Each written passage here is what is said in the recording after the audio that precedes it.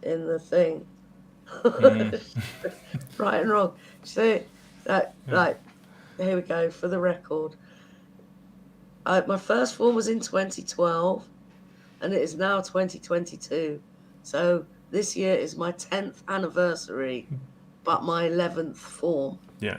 That's correct, isn't it? Yeah, I think so. Yeah. Yeah. So from the 12 was the starting point, and the Yeah. 22 is the ending point. So it hasn't been a full year. Yeah. So, 11. so 10-year anniversary, but the 11th form. Yes, that is Yeah. correct. Yeah, but so since 2012, did you already, when you were writing songs back then, you were already thinking like, how is this going to work in a live setting, and how am I going to get the audience to respond to these songs? I don't know, actually. I don't think I had live in mind so much then. I was doing live stuff before then, and had quite a few songs, and then I dried up for about 6 years, Hmm. and got very stuck. So when I joined in 2012, it was more about becoming unstuck in writing Yeah. than specifically writing for performance. Hmm. Yeah, I see. What about Chris? Have you performed your music live? Strangely enough, the only song that I've performed live, or songs that I've performed live, have all been as a result of Wobbie. Oh, what a 'Cause, lovely claim to fame. Wobbie and Dragon Dreams and myself found ourselves on stage in the East End of London a few years ago at Wobbie's birthday party. Mm. And we North- performed Uncle North Wobbie. London. And then a song that I wrote for last year's form. I think it got its premiere on Wobbie's Facebook meets that she does quite regularly on her Facebook page, which was one about chirality. So it was about whether molecules are left or right-handed. So a bit niche, really, but it went out well with Wobbie's audience. And you've done my Oh the yeah, radio DJ one. I've yeah, got the a radio. song. Because I wielded my my Shure SM57 and turned into Rick Lister. Yeah. There's my favourite radio DJ is on Talk Radio, Jim Day. Not Talk Radio. I always say Talk Radio, and there is a station called that, and it's confusing. But on Radio London, Jim Davis is the nicest radio presenter you could ever have on the radio, and I wrote a song about him, but I changed the names. And Chris does a brilliant radio DJ. You'd be brilliant on at 3 a.m. in the morning, Chris. What's the What was really nice though is that the real, or the guy that I was basically modeling my talk on actually listened to the song and really liked it, and he said, "You could get a job in talk radio, mate." Nice. What is the secret to radio? Is it the one where you always go, you talk a little bit high and then you end in low? No, well, Chris, you're the expert at radio talking. I'll leave it No, to you. it's part of it is not having a very boring voice and saying everything in exactly the same tone.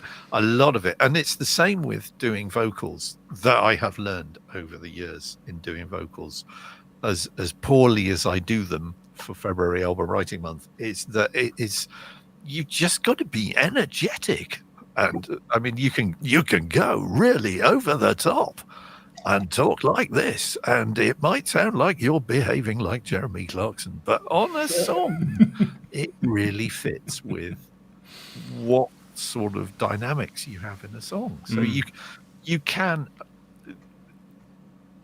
singing during February album writing month, just overact, kids. That's the secret. It is overact, but the whole, the rising cadence at the end of every sentence is something that you can hear on certain radio stations.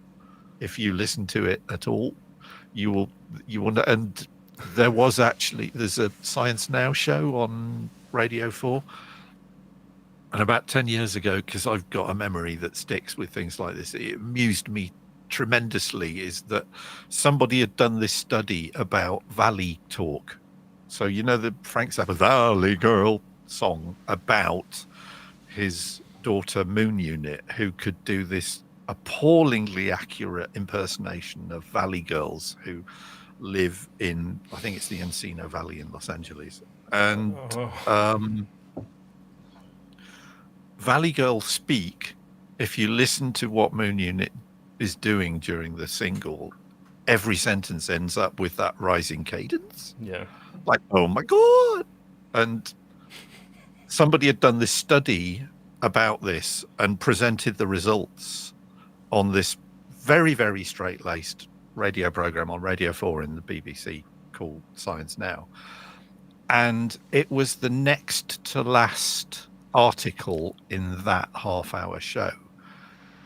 And the presenter and the person he was interviewing for the last section of the show both got the joke and just started, every sentence would end with that rising beat at the end of it. And it was hilarious because you knew they were doing it on purpose.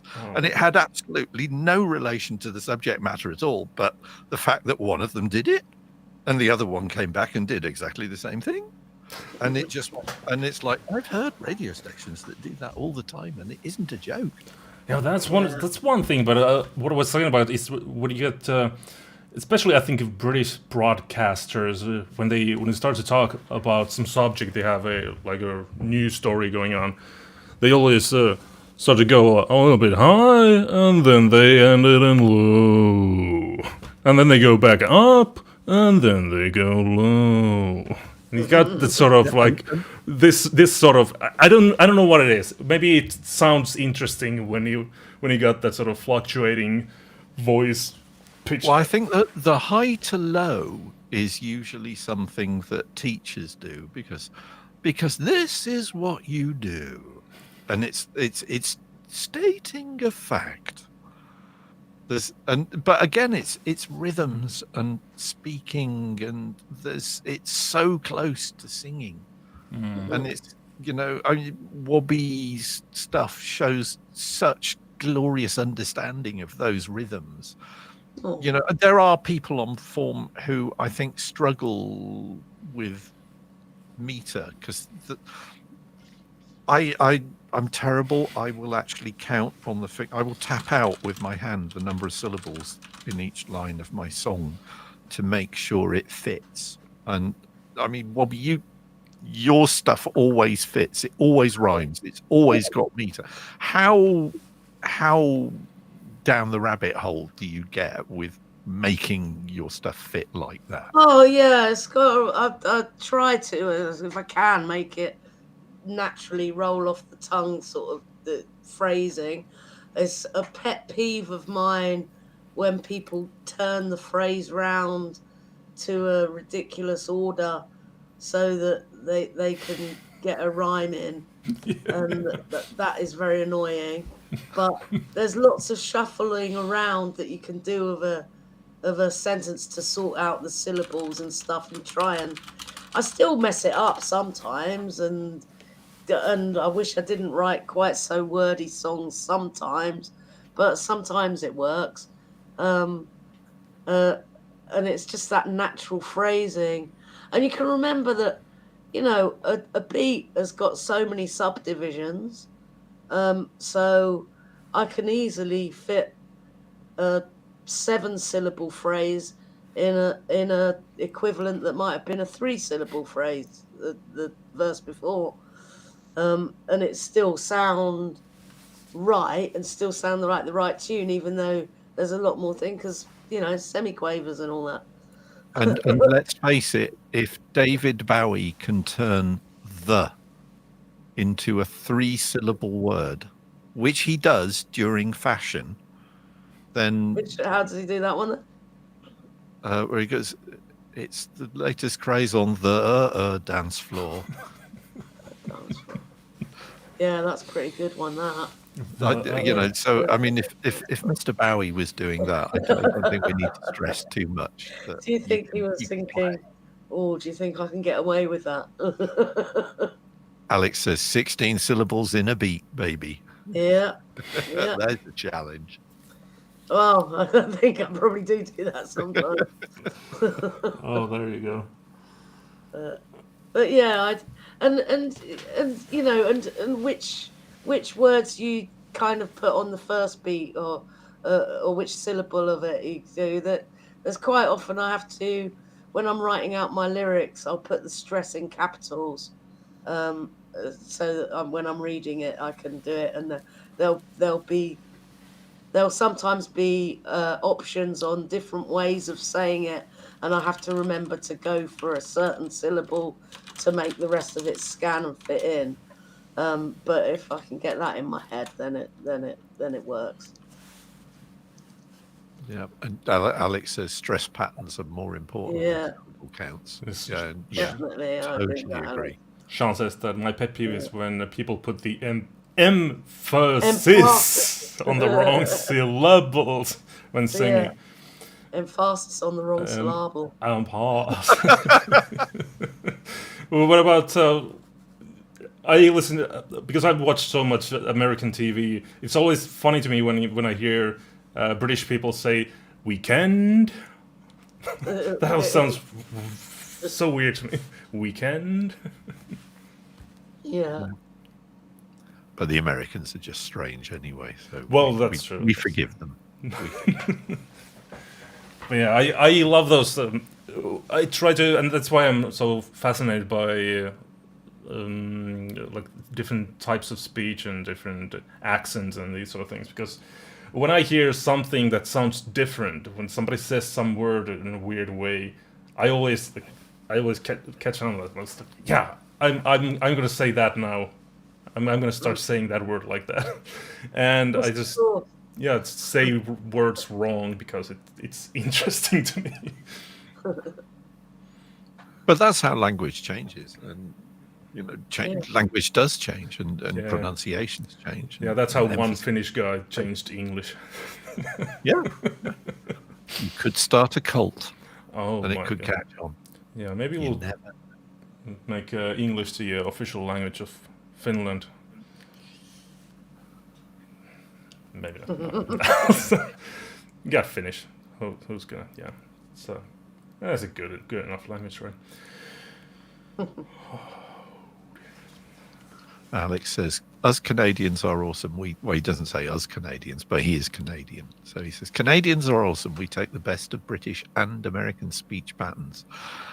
And then add a at the end of every sentence, eh?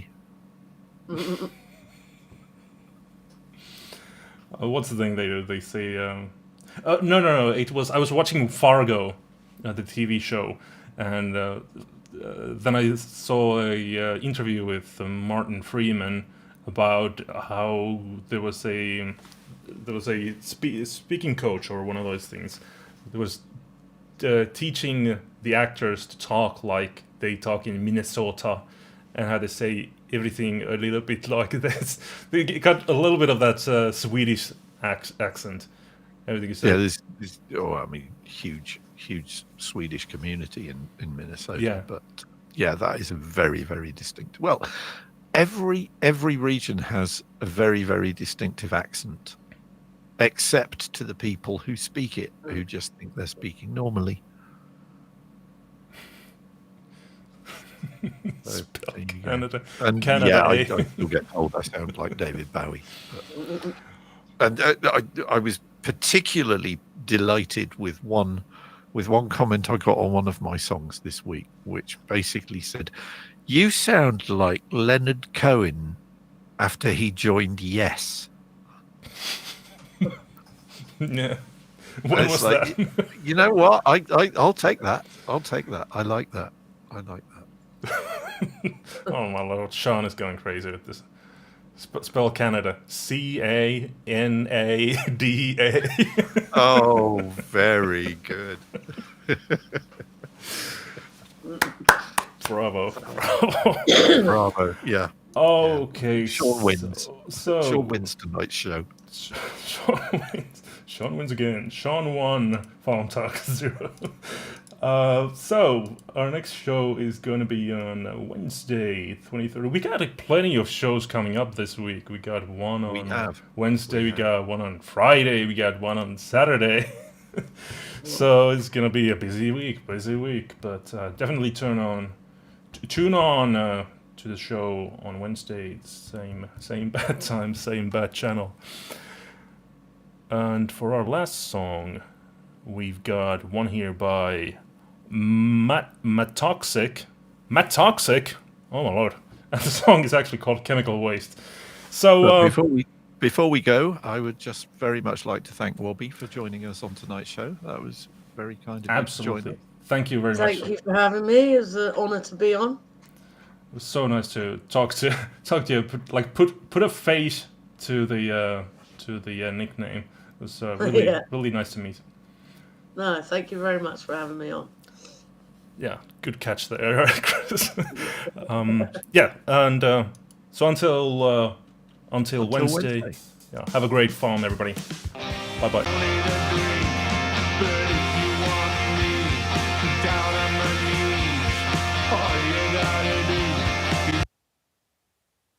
Hold on a second. Let me start the song again. I just I lost the connection there. OBS just disconnected, but I don't want YouTube cutting off the song. So let's start it from the top. So here's Matoxic and Chemical Waste.